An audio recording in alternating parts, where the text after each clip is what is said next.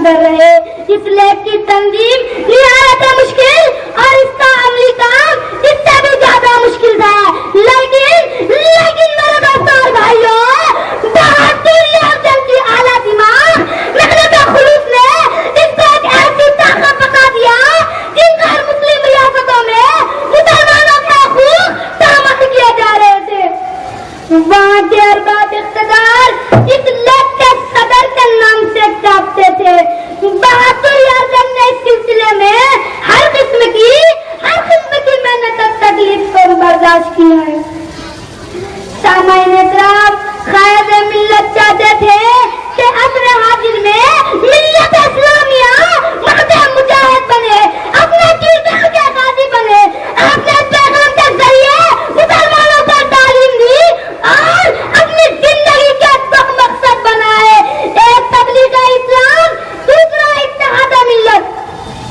سیرت النبی کے جلسے میں خطاب کرتے ہوئے نواب صاحب نے کہا تھا کہ مسلمان قرآن شریف کو سمجھے اور اس پر سختی سے عمل پیرا ہو جائے. اگر مسلمان اس کو چھوڑ دیں گے تو وہ کہیں کے نہیں رہیں گے. یہی ان کی پناہ گاہ ہے. نواب صاحب کو شکایت تھی کہ لوگوں نے انہیں حدیث اور خائف سمجھ لیا، لیکن اس پر ان کی نظر نہیں گئی جو ان کے نوایاشی خانے کا حاصل تھی. نواب صاحب خول کے ذہنی اور اپنے بات کے بچے تھے، جو کہتے تھے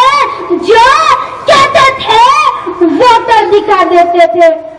اور اسی لیے میں کہتا ہوں کہ خدا کے بندوں کی خدمت جو کرتے ہیں ہر دم، خدا کے بندوں کی خدمت جو کرتے ہیں ہر دم، روشن لحظ میں بھی ان کا کفن نہتا ہے.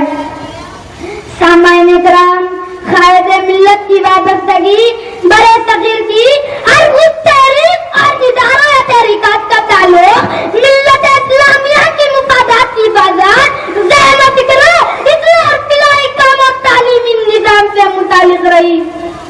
سامعین کرام، بہادر اعظم صاحب قائد بھی تھے، سیاست دان بھی تھے، لیکن میرے دوستوں اور بھائیوں، بنیادی طور پر وہ صرف سچے مسلمان تھے. ان کی تمام سرگرمیوں کا جذبہ ایمانی کار فرما تھا. وہ مسائل پر اسلامی نقطہ نظر سے غور فرماتے تھے اور اسی روشنی میں دیکھتے تھے. آپ آل انڈیا مسلم لیگ کے بانی اور صدر رہے. بہادر اعظم صاحب آل انڈیا مسلم لیگ کے عصر حاضر میں بہادر صاحب کی گھریلو زندگی ہو یا سماجی زندگی، عبادت ہو یا معاملات، سیاست ہو یا اخلاقیات، آپ کی زندگی کا عملی نمونہ ہر شعبے زندگی کے لیے، تمام انسانوں کے لیے قابل تقلید اور مشاورہ ہے. سامعین کرام، آج اس عظیم قائد کی یوم وفات ہم سب کو جھنجھوڑ رہی ہے. قائد ملت سے خدمت کرنے والوں کا کام یہ ہے کہ وہ قائد کی زندگی کو سمجھے اور اس پر سختی سے عمل کرے. میں اپنی تقریر کا اختتام بہادر صاحب کی شخصیت پر اس شعر سے کرتا ہوں. خبر اب تک تیری کائنات نے جانی ہی نہیں، خبر اب تک تیری کائنات نے جانی ہی نہیں، تجھ میں شعلہ بھی ہے صرف شعلہ نوائی ہی نہیں، تجھ میں شعلہ بھی ہے صرف شعلہ نوائی ہی نہیں. تو حقیقت بھی ہے دلچسپ کہانی ہی نہیں، تو حقیقت بھی ہے دلچسپ کہانی ہی نہیں. تیری ہستی بھی ہے ایک چیز، تیری ہستی بھی ہے ایک چیز صرف کامرانی نہیں. اور آخر میں اللہ رب العزت سے دعا ہے کہ قائد ملت فخر ملت سالار ملت صاحب کو جنت الفردوس میں اعلیٰ تعالی مقام عطا فرمائے. نقیب ملت اور حبیب ملت کو صحت کامل عطا فرمائے.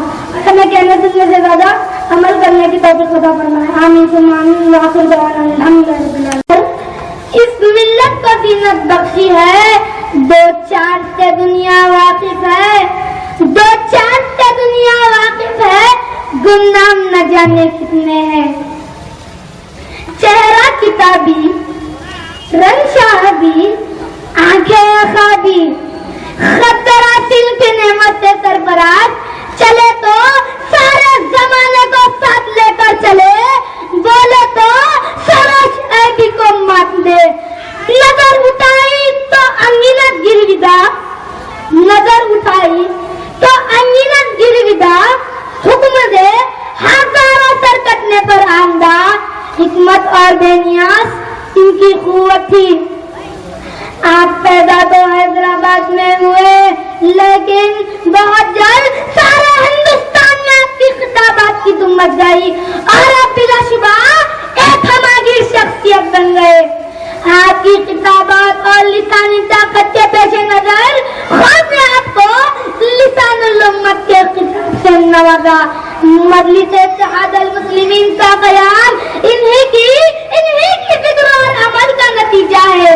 کردار اور باکمال شخصیت کا اثر یہ ہوا کہ ایک مختصر سی مدت میں مجلس اتحاد المسلمین ایک وقت مستحکم ادارہ بن گیا۔